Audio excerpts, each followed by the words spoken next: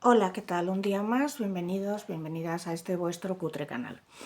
Quizá algunos sepáis, quizá otros no lo sepáis, y debería decir otros y otras, porque la mayoría de las que me siguen son mujeres, pero bueno, quizá sepáis o no que esta tarde en Madrid, hoy es 25 de septiembre, pues esta tarde en Madrid, si me ves hoy, puede que me veas otro día, esta tarde en Madrid, Iván Espinosa de los Monteros presenta su nuevo proyecto, Atenea. Atenea no es un partido, es un think tank. Y me preguntaréis, ¿qué es un think tank? Pues la palabra lo dice, un tanque de pensamiento. ¿Y qué es un tanque de pensamiento? Pues un think tank suele ser una organización sin ánimo de lucro. A menudo están relacionados con todo tipo de instituciones, desde no sé, laboratorios farmacéuticos tienen think tanks, empresas privadas, instituciones académicas, instituciones militares.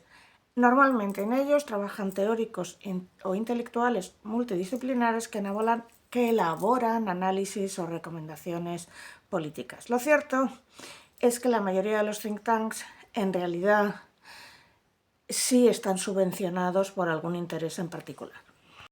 Un think tank viene a ser un laboratorio de ideas, un instituto de investigación, un gabinete estratégico, un centro de pensamiento o un centro de reflexión. Por poner ejemplos, en Argentina, la Fundación Federalismo y Libertad del Consejo Argentino para las Relaciones Internacionales, el Instituto Liberdade en Brasil, la Fundación Getulio Vargas. En España, por ejemplo, hay un think tank en la Universidad Pompeu Fabra, hay otro en la Ramon Llull,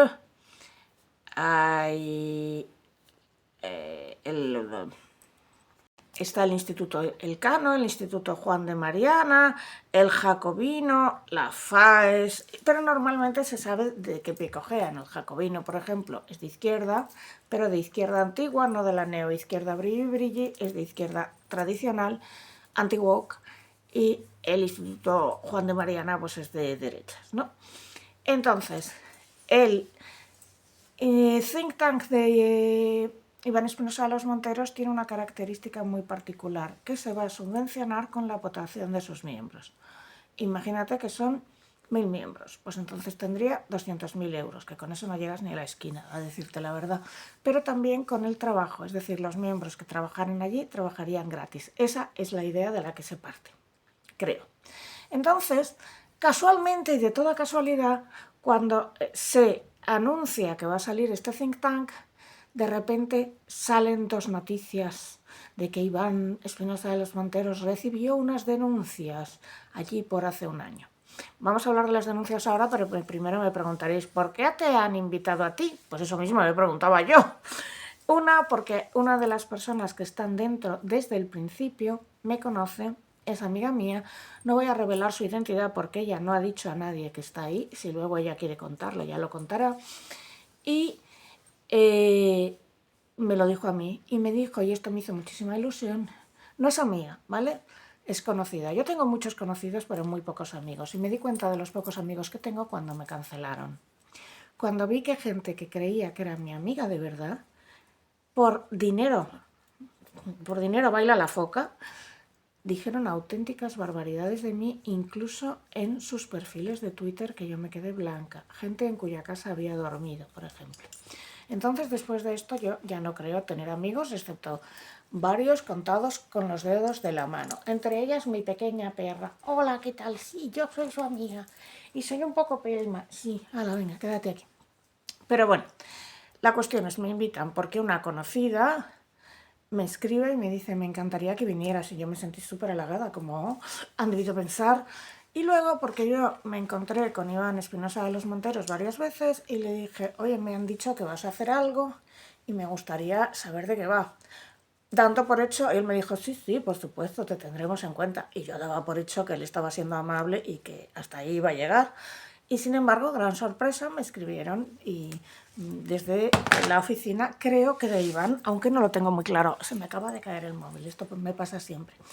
Bueno, pues el caso, dicho lo cual, me preguntáis siempre, ¿pero tú eres de Vox? A ver, yo cuando salí del Partido Socialista, único partido en el que yo me sentía cercana y vi la que liaron y empecé a ver cosas desde dentro, me juré a mí misma que nunca más, que yo votaré al partido que me convenga en cada elección según intereses personales. Y hasta ahí, que ya no me creo ni a mi padre, vamos, mi padre está fallecido, lo siento papá, no quería decir esto, pero que no me creería nada, o sea que es muy difícil que yo recupere la confianza en ningún partido político. Que veré, según mis intereses, a qué me conviene votar en cada momento y quién creo que va a defender mis intereses. Y esto me recuerda hace muchos, muchos, muchos años, antes de que mi hija hubiera nacido, por lo tanto, por el 1990 y tantos, que yo en Nueva York tenía muchas amigas, pero las amigas no eran mías, eran amigas de mi amiga Beatriz. Y una chica majísima me invitó a dormir en su casa porque dormir en Nueva York era carísimo. Entonces me dijo, bueno, te dejo dormir en mi sofá. Y ella me dijo que votaba republicano. Y yo, pero no puede ser, si tú eres lesbiana. Y dijo, sí, pero yo no quiero que me metan más impuestos de los que me meten. Ella trabajaba como trader, ¿no? Y mis derechos los tengo muy garantizados aquí, por mucho que me digan que no. Y no quiero casarme. Y si quisiera tener una pareja y una familia, sé cómo hacerlo sin necesidad de un matrimonio civil. Sé cómo hacerlo para dejarle todo mi dinero a ella y que ella tenga los mismos derechos que podría tener una esposa, porque claro, en Estados Unidos no hay pensión, es la única diferencia, es decir, por estar casada con menganita no te cae una pensión. Vale. Aquí en España es cierto que si tú estás casada con alguien y esa persona fallece, tú puedes recibir una pensión de viudedad. Esta es la diferencia. Pues un poco lo mismo. Yo ya veré a quién me conviene. A partir de ahora, nada de guerras culturales, ni de que me van a proteger mis derechos de no sé qué, ni tu prima. O sea, he visto un partido que iba a proteger los derechos de las mujeres, destrozar los derechos de las mujeres. Acaba el inciso. Ahora os preguntaréis, ¿cuáles fueron las denuncias que le pusieron a Iván Espinosa de los Monteros? Le pusieron dos, pero en realidad era la misma denuncia. Vamos a explicarlo. Hay que tener una cosa en cuenta. Espinosa de los Monteros anuncia su salida de Vox el 8 de agosto del 2023. Tenerlo en la cabeza, ¿eh? 8 de agosto del 2023. El 24 de marzo del 2025 se sabe que Iván Espinosa de los Monteros había sido denunciado por tráfico de influencias. ¿Y por qué le denuncian? Pues porque Espinosa de los Monteros, que ya había salido de Vox pero seguía siendo afiliado, llama a una portavoz del grupo municipal de Vox en Collado Villalba y le dice que por favor reciba a un empresario que tiene intereses en una operación urbanística que se va a efectuar en Collado Villalba. Hay que decir una cosa, una operación urbanística en Collado Villalba, en Galapagar, en El Escorial, en cualquier parte de la Sierra Norte de Madrid, es un pelotazo con el que te puedes hacer millonario, trillonario y multimillonario. Pero la primera denuncia se la ponen a Iván 3 concejales en el año 2023. Y yo sospecho que se la ponen antes de que Iván salga de Vox, porque no se dice qué día exactamente se la pusieron. Entonces, la denuncia se la ponen a Iván por tráfico de influencias porque dicen que ha llamado a la portavoz de Vox y ha recomendado a este señor, al constructor. Después de esa denuncia, le pasan la denuncia a el comité de cumplimiento, que tiene un nombre en inglés que no sé por qué se lo ponen, que es el famoso compliance. No sé si os recordaréis que Begoña Gómez, cuando su asesora llamaba a los señores que iban a hacer donaciones para su cátedra en la Complutense, siempre pedían donaciones inferiores a 100.000 euros. ¿Por qué? Porque el compliance que el comité de cumplimiento que está en todas las empresas, en cuanto ve una donación de más de 100.000 euros, salta de forma automática en los programas, como donación rara. Por eso les pedían siempre cuantías inferiores a 100.000 euros. Pero volvamos al tema que nos ocupa. 1. Iván Espinosa de los Monteros llama a la portavoz de Vox en el Ayuntamiento de Collado Villalba y le recomienda que reciba a un empresario que es un constructor, a tenor de una operación urbanística que se va a hacer en Collado Villalba. 2. 3 concejales de la formación de Vox en Collado Villalba, enterados de esto, ponen una denuncia y esa denuncia se le pasan al compliance, al comité de cumplimiento, que es un organismo independiente y autónomo dentro de Vox. A ver, que sea independiente y autónomo dentro de Vox, eso dicen ellos, permitidme que lo dude, pero bueno. Y esta persona, el que está dentro del compliance, recomienda elevar la denuncia a la Fiscalía. Acabo de enterarme de que esto sucede en noviembre del 2023 y recordemos que Iván se había ido, hablo de Iván como si fuera mi colega y no es mi colega para nada, sé que don Iván Espinosa de los Monteros se había ido de Vox en agosto de 2023. Entonces, estos 4 concejales, es decir, la portavoz y 3 concejales del grupo municipal de Vox en el ayuntamiento del Collado Villalba, alguien les llama para intentar modificar el sentido de su voto ante un proyecto de modificación del Plan General de Ordenación Urbana. Estos 3 concejales se iban a abstener de la votación. La portavoz cuenta lo siguiente. Ana Isabel Don Pablo Guerrero dice que recibe una llamada de José Luis Ruiz Bartolomé, diputado de Vox en la Asamblea de Madrid, amigo, muy amigo de Rocío Monasterio, que entonces era la presidenta de Vox Madrid. Repito, Ana Isabel Don Pablo, la portavoz, recibe una llamada de José Luis Ruiz Bartolomé, diputado, amigo, muy amigo de la entonces presidenta de Vox, Rocío Monasterio, legítima esposa de don Iván Espinosa de los Monteros. Este señor, repetimos, José Luis Ruiz Bartolomé, no es Iván Espinosa de los Monteros, y este señor le dice a Ana Isabel Don Pablo: Ana Isabel, lo correcto es votar a favor de la recalificación, es decir, a favor de una modificación puntual de la normativa urbanística. En Collado Villalba hay un sitio que se llama Cantos Altos que está sin urbanizar y que quieren recalificar ese terreno para que sea urbanizable, ¿vale? Yo conozco Collado Villalba por encima y la verdad es que a mí personalmente, como persona humana, no me gustaría que edificaran más, pero ¿qué quieres que le diga? Yo no vivo en Collado Villalba, por lo tanto solo puedo decir que yo preferiría, porque me gusta mucho la Sierra de Madrid, que no se pasaran el día urbanizando, pero opinión personal a título personal. Seguimos. Después de esta primera llamada efectuada a la portavoz del grupo municipal Vox en Collado Villalba, que hace un amigo muy amigo de Rocío Monasterio, a la sazón presidenta de Vox Madrid, y el amigo era diputado en la Asamblea de Vox Madrid, es Iván Espinosa de los Monteros el que coge el teléfono y le dice a Ana Isabel Don Pablo: por favor, Ana Isabel, aquí estoy poniendo yo el vocecita, ¿no? Recibe personalmente a un representante amigo mío, por favor, que quiere explicarte unas cosas y tal y cual. Entonces la portavoz arde en santa indignación y comenta a sus 3 compañeros, a 3 concejales, que le han llamado, 1, el amigo muy amigo de Monasterio, y 2, después, Iván Espinosa de los Monteros. Y dice: esto es una intromisión en mis funciones por parte de personas influyentes del partido.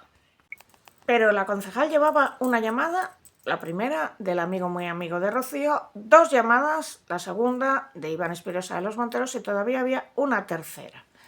Un representante del propietario del terreno, que está interesado en vender, pero cuyo terreno no vale como no se recalifique. Y ella pregunta: ¿pero quién te ha dado mi teléfono personal? Y él dice: me lo ha dado Rocío Monasterio. La señora tiene una mosca detrás de la oreja y entonces después descubre que Espinosa de los Monteros mantenía algún tipo de relación mercantil que no ha sido especificada con el empresario que le había llamado la tercera vez, es decir, el dueño de los terrenos que estaban pendientes de recalificación. Y decís: no me estoy enterando de nada, pues os lo voy a explicar. Terrenos. Yo tengo unos terrenos, pero no se pueden urbanizar porque es terreno no urbanizable. Yo, señor Pepe Pérez, esos terrenos me los como con patatas. Además, tener ese tipo de terreno rústico al final te acaba costando dinero, porque tienes que pagar unos impuestos por ello cuando no te dan nada. A veces ni siquiera puedes, en la Sierra de Collado Villalba, poco podrás sacar de ello, ¿vale? Y entonces, si recalifican el terreno, tú puedes revenderlos a una urbanización, a una promotora, a una constructora, a hacer un pelotazo. Entonces, a ella le llaman el dueño del terreno, un diputado de la Asamblea de Madrid e Iván Espinosa de los Monteros. Y ella considera que, bueno, que como se ve presionada, accede a reunirse con el representante del propietario del terreno. Pero al final, el grupo municipal de Vox, pese a haberse reunido con ese señor, decide mantenerse en la posición que tenían desde el principio, que es que se van a abstener en la votación. Y finalmente, el 30 de noviembre, el Ayuntamiento de Collado Villalba sí que aprueba la recalificación del terreno con los votos favorables del PSOE y del PP. Vox se abstuvo. Entonces, el 7 de noviembre del 24, es decir, hace agosto, septiembre, octubre, hace 4 meses que Iván Espinosa de los Monteros dice que se había ido del partido, le ponen una denuncia al comité ético. ¿Y por qué le pueden poner una denuncia al comité de ético si se ha ido del partido? Porque sigue siendo afiliado, aunque no es ya un cargo público, está afiliado. Entonces le ponen una denuncia al comité ético. Entonces, el comité ético traslada esto a la Fiscalía y la Fiscalía no ve ninguna irregularidad porque la propia Ana Isabel Don Pablo reconoce ante quien le hace la primera investigación que nadie le había dicho que tenía que votar esto o lo otro, que simplemente le habían dicho si se podía reunir con este señor para que le expusiera su situación y que ella se reúne todos los días con un montón de gente que le va exponiendo cosas, como hace cualquier edil o concejal, por otra parte, en cualquier ayuntamiento. Como la Fiscalía no admite esto, entonces presentan una segunda denuncia, esta vez con un informe jurídico elaborado por un abogado penalista, Carlos Gómez Jara, que concluye que existen indicios racionales de la existencia de un delito de tráfico de influencias tipificado en el artículo 429 del Código Penal.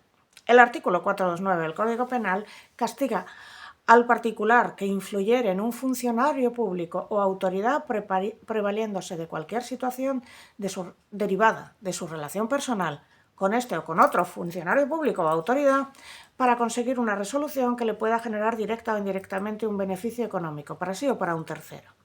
Pero el caso es que no se acepta esta segunda denuncia porque, uno, se estima que puesto que este ya era un mero afiliado, aunque su mujer estuviera de presidenta de Vox Madrid, poco podría influir, y segundo, por las propias declaraciones de Ana Isabel Don Pablo, que reconoce ante el juez que hace la investigación preliminar que nadie le había forzado a nada, que no le habían dicho, oye, tú tienes que hacer esto, que nadie había sugerido dinero de por medio, que simplemente le habían dicho que se reuniera con este señor, que es lo que finalmente hizo. Entonces la Fiscalía no ve indicios de nada y aquí tenemos que explicar una cosa. Una denuncia falsa es cuando tú pones una denuncia a sabiendas de que mientes y eso se puede probar. Por ejemplo, yo digo, es que yo estaba en casa y vi entrar, abrió la puerta Iván Espinosa de los Monteros, que no sé quién le dio la llave, y intentó abalanzarse sobre mí y robarme la virtud. Y entonces Iván Espinosa de los Monteros demuestra que ese día estaba en Bolullos del Condado, ya sabéis, Huelva, que es el pueblo que siempre menciono, dando una conferencia. Ahí se probaría que yo había mentido clarísimamente. Eso es una denuncia falsa. Es decir, yo he puesto una denuncia a sabiendas de que digo una mentira. Pero esto no se considera denuncia falsa porque tú pones una denuncia porque tú crees que lo que dices es denunciable. Tú presentas unos hechos, pero la Fiscalía decide que los hechos no son delito, aunque existieron. Por ejemplo, si yo digo, Iván entró en mi casa y se puso a charlar conmigo, pero luego reconozco, pero yo le había prestado las llaves tiempo antes, pues esto no es allanamiento de morada porque yo le he prestado las llaves, ¿vale? Pero yo no había puesto la denuncia a sabiendas de que hacía un delito porque yo le había prestado las llaves, ¿entendéis?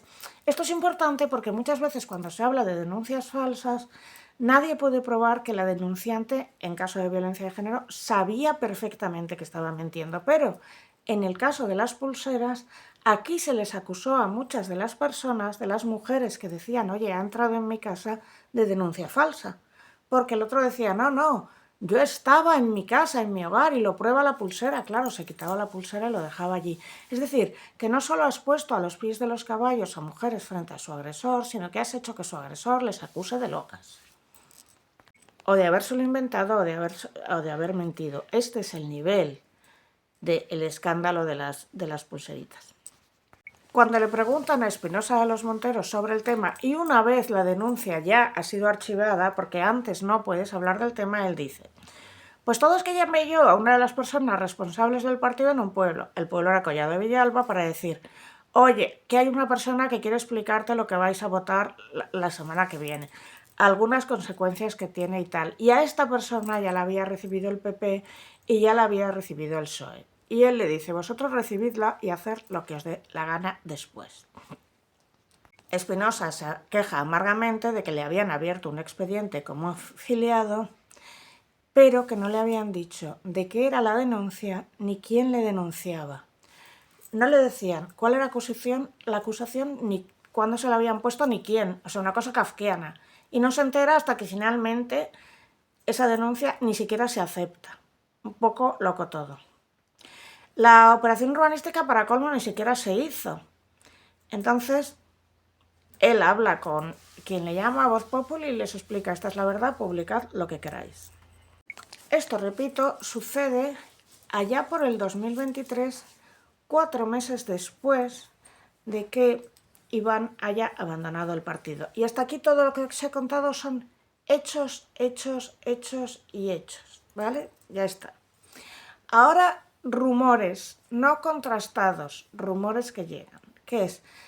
Había un ala del partido que odiaba a Iván y que les llamaba a él y a Rocío Monasterio los aristogatos, y estaban con las garras así esperando cualquier momento para liarse la parda, y esto fue lo que hicieron.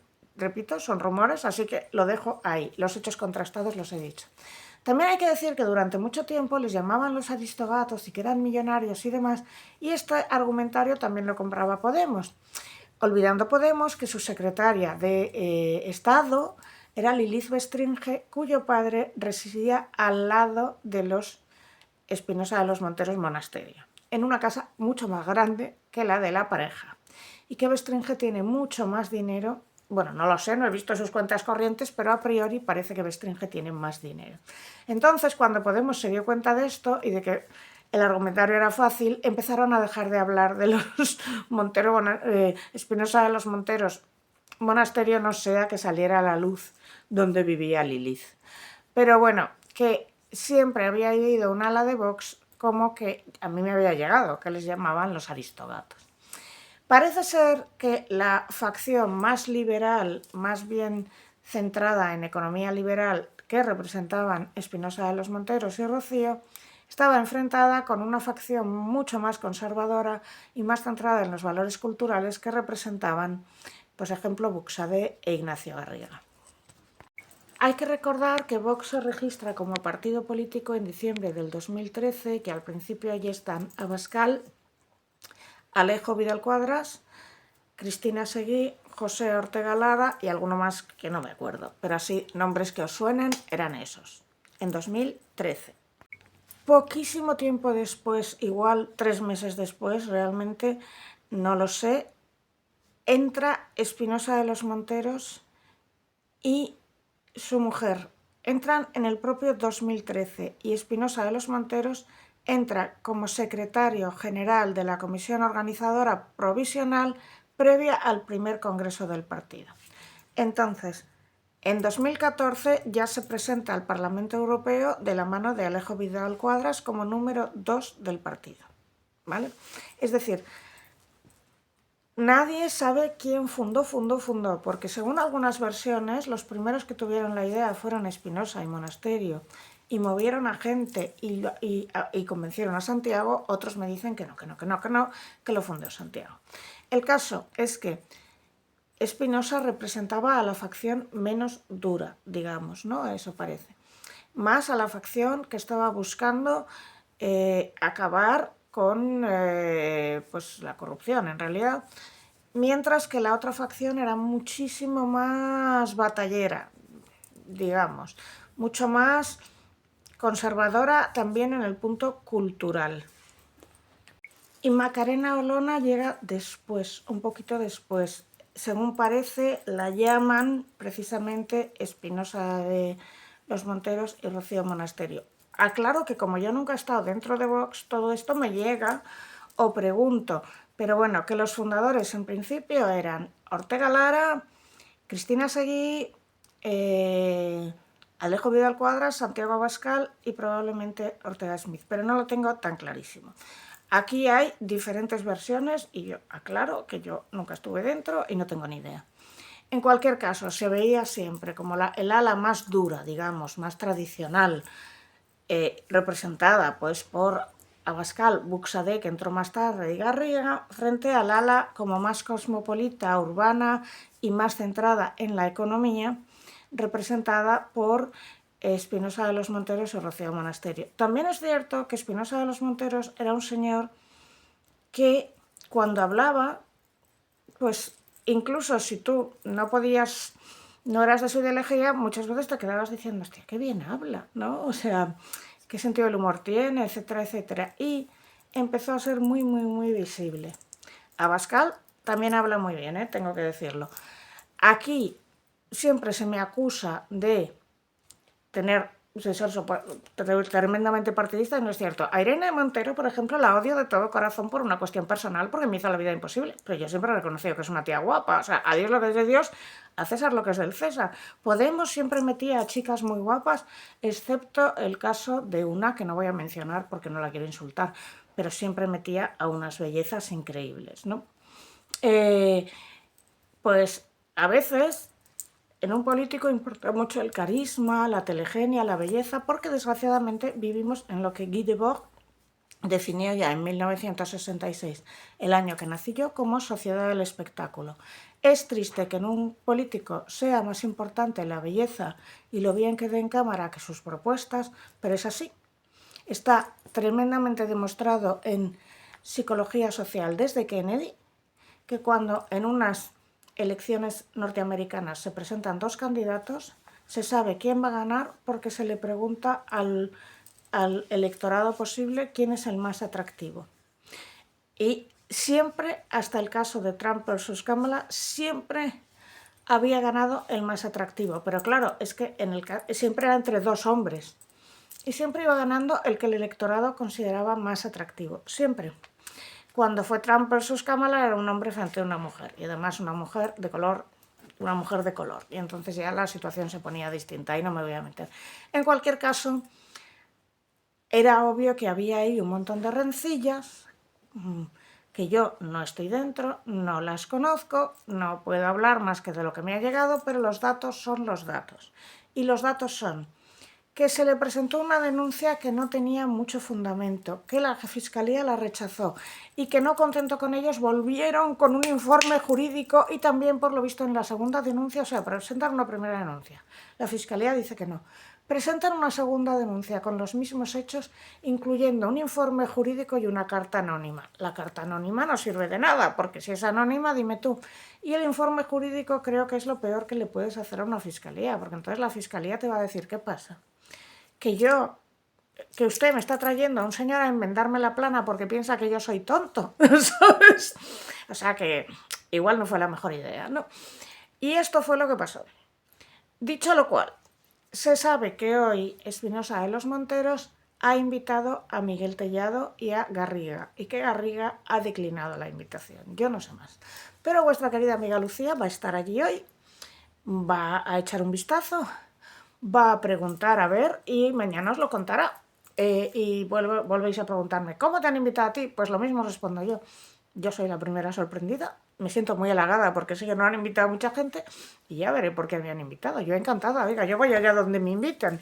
Si me hubieran invitado a un acto, no, un acto de Podemos no, porque que sería para escracharme, pero si mañana me invitan a una reunión privada de gente del Partido Socialista que quiere cambiar algo, probablemente iría. Y desde luego cuando me han invitado a actos del Jacobino, que son actos de izquierda, he intentado ir y en alguna ocasión sí he ido a los primeros. Luego ya no he podido ir más. Es decir, que yo estoy harta de que en España se plantee la idea de que si vas a hablar con no sé quién, ¡ya está! Cuando esto, las personas que tenemos cierta edad sabíamos que no era así.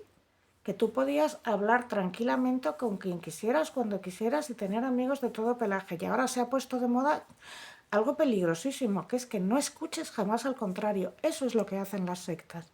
Decirte que no te relaciones con nadie fuera de tu grupo.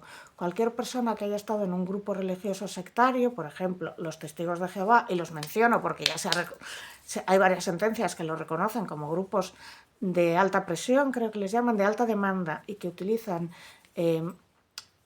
maniobras coercitivas. Bueno, pues en esos grupos se sabe que se les dice a los adeptos que no se relacionen con el mundo. Hablando de los Testigos de Jehová, por ejemplo, cuando hubo esta demanda y esta sentencia que los calificaba como un grupo de alta demanda que utilizaba manipulación coercitiva, pues hasta entonces, persona que abandonaba los Testigos de Jehová, se le decía a su familia que ya no se podía hablarle más. Como esto lo consideró el juez una manipulación coercitiva, a partir de ahora sí que si tú te vas de los Testigos de Jehová, tu familia te puede seguir hablando, para que no se pueda decir que llegan a la manipulación coercitiva. Bueno, pues con esto y un bizcocho, solo quiero recordaros que si en un grupo te dicen que no puedes hablar con nadie de otro grupo excepto el tuyo, que no le puedes ni dirigir la palabra, eso se llama manipulación coercitiva. Si tu novio te dice, mira, es que no puedes hablar con esa compañera de oficina o compañero, o tu novia te dice no puedes hablar con esa compañera porque si no corto la relación, eso es una manipulación coercitiva. Si tu madre te dice, como sigas saliendo de marcha con esa chica, te voy a echar de casa, eso es una manipulación coercitiva. Si los Testigos de Jehová le decían a alguien, si tú dejas los testigos, tu familia no te hablará más, eso es una manipulación coercitiva y es una vergüenza que nos hayamos acostumbrado a que se impongan las manipulaciones coercitivas, a que se le diga a la gente que no puede hablar con nadie de ideología diferente, o a que llegue una diputada trans a un bar y le diga al camarero que me eche. ¿Que cómo me admiten en ese bar? Pues mira, hija, porque llevaba desde 23 años yendo a ese bar. Bueno, pues con esto y un bizcocho os dejo porque me tengo que preparar para ponerme monísima para el acto y mañana os contaré el resto. Ya sabes, suscríbete, dale like, deja un comentario. Los comentarios tienen que tener unas 5 palabras, así que di hola, ¿qué tal, reina de los mares? O hola, reina de los mares, ya tiene 5 palabras. Si quieres donar algo, 1 euro vale, puedes hacerlo aquí o aquí. Muchas gracias.